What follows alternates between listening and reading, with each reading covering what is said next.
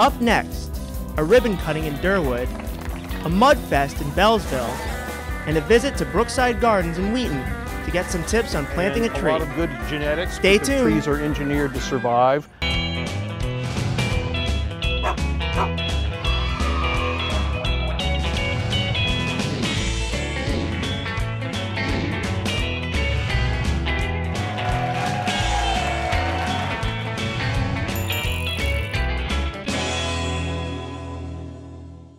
Montgomery County, Maryland is known for its comprehensive and diverse park system. So it's with pride and dedication that a new park in Durwood, which features state-of-the-art playing fields, was formally welcomed into the fold. Here's more on Laytonia Recreational Park. Welcome to the grand opening of Laytonia Recreational Park. My name is Mike Riley. I'm director of the Montgomery County Department of Parks. Couldn't be happier to be here. It's not every day of the week we get to open up a brand new recreational park in Montgomery County, specifically one like this, that it's such a great location. We have an artificial turf field, and it has the latest natural infill. And the field is actually lined for various sports: soccer, football, men's and women's lacrosse, and field hockey. We also have 2 Bermuda soccer fields, which are kind of state-of-the-art, and we also have a hybrid bluegrass baseball field behind us, complete with a pitching mound and 90-foot base paths. The artificial turf field also has bleachers for visitors, and quite a few of those. We can hold a good capacity crowd, and there's also bleachers at both of the Bermuda fields and the baseball field. There's a picnic shelter here with restrooms, picnic tables, and we also have a half basketball court and a playground for kids. We've utilized all the latest techniques and construction practices that can produce high quality playing surfaces. It starts with the artificial turf field behind me. It's got an organic infill that's made of coconut. So the benefits of that are we don't have the health risks associated with crumb rubber. And it also is substantially cooler because it absorbs moisture, and it cools the field with evaporative cooling on hot days. The other natural turf fields have been amended with sand to help them drain more quickly after rain so they can be playable, and their surfaces are Patriot Bermuda grass. That can be mowed to a short height and provides a wonderful playing surface, and it's also very hardy and wear tolerant. The baseball field as well has an HGT bluegrass that can be mowed to a low height, and it's a super hardy, wear tolerant new variety of turf. I came out today just to see some of the new investments that they've been making in Montgomery County. Such a beautiful park here. I think it's going to give a lot of really excellent opportunities for our students and student athletes. Great ball fields are about more than just physical fitness and sports. They're about healthy communities. I mean, at a time when we have such erosion of community and trust in institutions, ball fields and parks are one of the things that bring us all together. You drive by here every day. I work down the street from here, and I always saw the sign and this open space, and I was wondering, oh, it would be a great place to have a park. And, you know, that's what actually happened.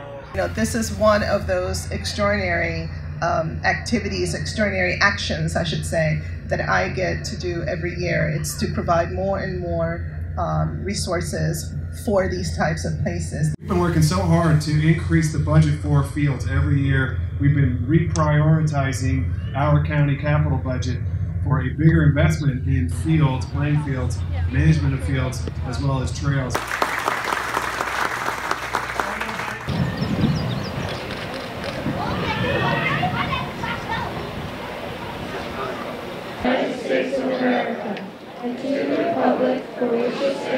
Representative Nancy Navarro. And look at that fastball right over the plate. Mike Riley, here we go.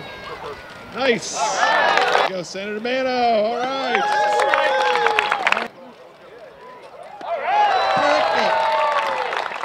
You know, parks, fields, places where families can gather and young people can practice sports and celebrate. You know, this is what it's all about here in Montgomery County. We are so blessed to have so many amazing facilities, so many fields, so many parks. And I think that's, part of what makes this county so amazing and why people love it here. And, the Parks Department under the leadership of Mike Riley and Chair Anderson, they really leverage funds as well. In this case, we have some of program open space from the state of Maryland, and you can see there's a really nice facility as well where the restrooms are. So it really comes all together. The design is incredible as well, and we always hear time and time again that we need more fields. So I think this is going to be an amazing place here in Latonia, and everybody should come over and experience this great facility. Field rentals will begin in the fall at Laytonia. To rent, please go to Community Use of Public Facilities at montgomerycountymd.gov/CUPF. Recently, Montgomery Parks got down and dirty. The first ever MudFest, held at Woodstock Equestrian Park in Bellsville, welcomed young and old to enjoy an afternoon of muddy fun. MudFest is a one-of-a-kind event. It's the first in Maryland, and it's all about people playing in mud. And we just want families to come and enjoy nature, and this is a great way to do it. We have 2 huge mud pits with slides and pools. We have a little mudders area for our younger set, smaller set. And then we also have mud kitchen. Mud art, and we have a DJ, and Landrace Barbecue is here, and Kona Ice for food. Well, our park naturalist, Katrina Faust, it was her idea. When I started at Black Hill, I really got inspired about play and play in nature, and so we started doing mud programs, small, and I went to a conference that had Ithaca Children's Garden celebrates International Mud Day in a really big way, and I thought that is the coolest thing, and why can't we do that? So we are near Poolsville and Dickerson. Woodstock Equestrian Park is a park built specifically for equestrians, so folks with horses. The park is a little underutilized, so we were so grateful when they said we could come and make a little bit of a mess here and get more people to see how beautiful the park is. The mud area was designed by park staffers Steve Root and Mike Smallwood. More than 6 dump trucks of dirt were added to the site, as well as recycled playground equipment. Volunteer students came early to test out the course. What a way to earn student service learning credits. So we're just here to test it, I guess, for them now. I would describe it as 90% fun and 10% pain. Well, it's good that you can get really dirty, but you can also have fun with it. I wasn't planning to get dirty at all. I saw the water spraying, I tried to sneak up behind her, and I took a dive. So here I am now getting wet, but it's a blast. Get to get muddy and stuff, and it's, fun. I like it because you can get messy. I like it because these days you don't really get as much of a chance to get dirty and just be down to earth and do this, and I love that. I love doing it now. I got my shoes stuck in the mud, so now my shoes are just, then I have to take off my shoes. Well, it gives them the freedom to run around, get dirty. They don't have to be restrained to being clean like we always keep them in the house, so they just do whatever they want. They have a lot of people who are volunteering to make sure that they're safe, and she's having fun. But I think just that letting loose and connecting to these natural materials is so important, to get just down and dirty and understand that we're a part of nature. For more information on special events in Montgomery Parks, go to montgomeryparks.org/festivals. Trees produce clean air, help cool your home or neighborhood, provide habitat and food for wildlife, and, well, are pleasing to look at. Have you considered adding one to your property? Here's Phil Normandy to show us how to successfully plant a tree. This is what you get. The first thing we're going to start off with is the hole. The secret to success with planting anything, especially something that is long-lived as a tree or a shrub, is the proper planting hole. The tools you're going to need are a good sturdy shovel. If it gets really tough going, you might want to pick to break up that soil. You might need pruners to cut any tree roots that you found, of which there are a few in here, and you need to trim those off. And then you dig the hole approximately the size you think you want, which I'm going to say in a minute. Put your backfill soil around here. Try not to walk on it because you're going to have to put it back in the hole.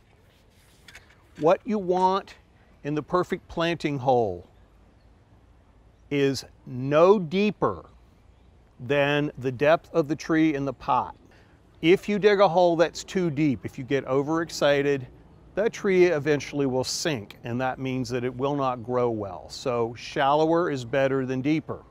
The other secret to success, particularly with a container tree where the roots might be circling, is that you want to dig the hole much wider, as wide as your energy will allow, much wider than the diameter of the root ball, because you want those roots to move out into broken up soil first. And once they get that going, then they can start to penetrate the heavier soils. I'm going to turn the tree over. This will help loosen it from the pot. So that's the right depth and that's the right width. Now what I want to do is make sure there's no circling roots. Make sure those roots are all loose. There are some circling roots. You do not want those because they'll just continue to circle and it can kill the tree 20 years later. So whatever tools you have at hand to make sure those roots are busted up.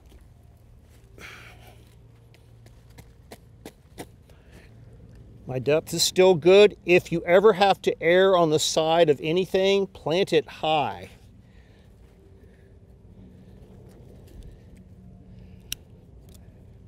But my width is getting better and better. If any of those roots can be pulled out so that they're going straight out, if they're small, do that instead of cutting them. See that? I'm going to bring that out like that. And then I'm going to start filling in. It's okay to put the planting medium in the hole, but try to mix it with soil. Start firming that soil down. This is when you don't put your foot in the hole. You do not want to stomp that in because it can create soil compaction. If you have any rocks, take them out, not because the tree cares, but it's just sort of easier for you to work. Don't fill it all the way in. You want to tamp it in. This is a method that the professionals use rather than your foot. You're getting that air out and you're getting the soil firmed up so the tree will stand up, but you don't put your foot in it because you can cause way too much compaction.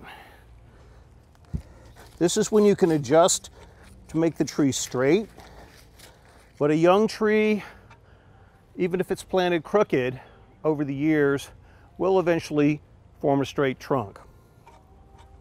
Don't put all the soil in at once. Put it in, tamp it, put some more in.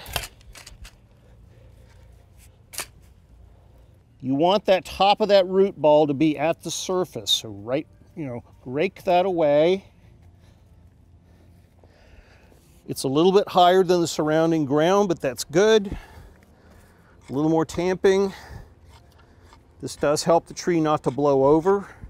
And then you come in with a slow hose or a bucket of water and you slowly pour water around it immediately. It doesn't even matter if you're in the pouring rain. You want to be doing this right away because you've exposed those roots to air and you've cut a few roots. That's going to settle the soil some, even better than the end of your shovel, and so that's a good thing. Now, I planted the tree. I'm going to come up, I'm going to rake the soil up, make it look really nice, and I'm going to put some mulch over it to help conserve moisture and also to keep your lawnmower away from it. I'm just going to mulch over the size of the hole where I planted. I want no more than 2 inches of mulch. And then I want to water about every week or 2 weeks when we have dry weather. And you really want to do this pretty much throughout the first year. If there's not a lot of rain, you want to add some water to this. In the case of this tree, probably a couple of 5-gallon buckets would do it. And that's going to keep those roots growing. Brookside Gardens offers other gardening tips through its programs and classes. Well, gardeners, that's it for today's show. Thanks for watching.